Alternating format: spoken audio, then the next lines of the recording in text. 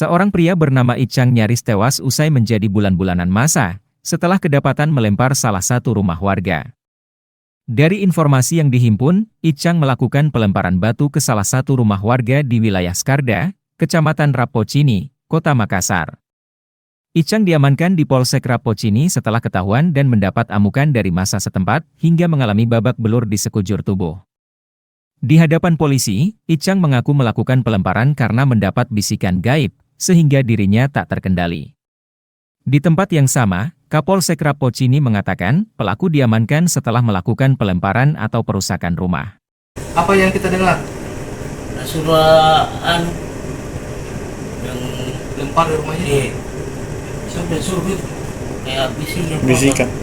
langsung kayak tidak terkendali pada mesin dilempar. Itu bisikannya di mimpi atau di mana? Kayak dikendalikan apa? Maksudnya keluar melempar. Ada remote? Iya, rem kecil, batu kecil juga lempar-lempar.